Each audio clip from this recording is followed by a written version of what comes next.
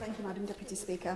I'd like to highlight those amendments and new clauses that I seek to support as well, including the right to protest, in particular those in the names of the members of Orkney and Shetland and Coventry South, standing up against the discrimination and persecution of the Gypsy, Roma and traveller communities, particularly those in the names of members for the Liverpool West Derby and the City of Durham, and challenging the wider inequalities in the criminal justice system from class to age to race, sexuality, disabilities and gender, for example, the new clause in the name of the member for Leicester East. And also opposing the introduction of secure 16 to 19 academies, which is essentially the expansion of child prisons, the clause which is in the name of the member for Poplar and Limehouse, and any other amendment or new clause that seeks to remove or address the very sinister nature of this bill.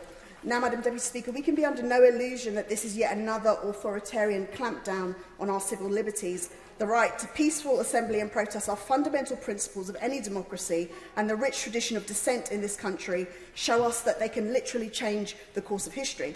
They are the reason that someone of my race, of my class and of my gender has the rights that I do, and why I can even stand here as a member of this House. And we can't forget that the struggles and protests being demonised by this bill today are now actually seen as the milestones of progress in our society, like the suffragette movement, which faced considerable state repression and police brutality.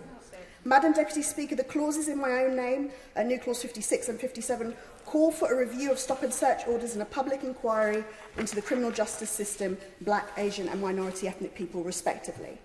BAME people are more than 9 times as likely to be stopped and searched by police, and yet this government thinks it's okay to just plough ahead with exacerbating this situation further.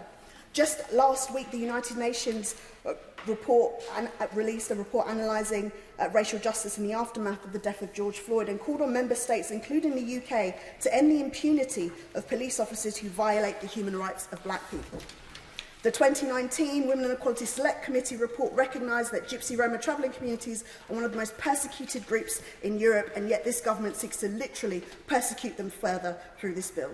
We need a full public inquiry into this disproportionality that exists at every single level and junction in the criminal justice system. High prosecution rates, higher custody rates, longer than average custodial sentences, disproportionately being represented in the prison system, and deaths in custody. This is what underrepresented communities have come to expect. We need answers, and then we need justice in order to move forward. Now, the Black Lives Matter movement and the protests that sprung from it sought to challenge these injustices. And what was the government's response to national calls to end institutional racism?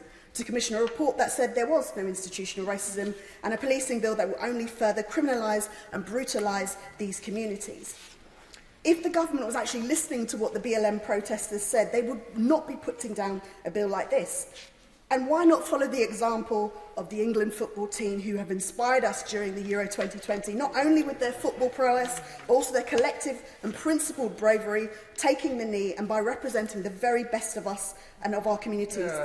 Now, to quote Gareth Southgate, it's about a duty to continue to interact with the public on matters such as equality, inclusivity and racial injustice, whilst using the power of their voices to help put debates on the table, raise awareness and educate. And he's a football manager, Madam Deputy Speaker. He doesn't actually work for this House, but does much better than we do on a day-to-day. Now, I know with all of my heart that I am on the right side of history, and I urge members to stand with me and stop the criminalisation of black, Asian, minority, ethnic communities and the Gypsy, Roma, traveller communities, and every single underrepresented group that will be destroyed by a piece of legislation such as this. Thank you.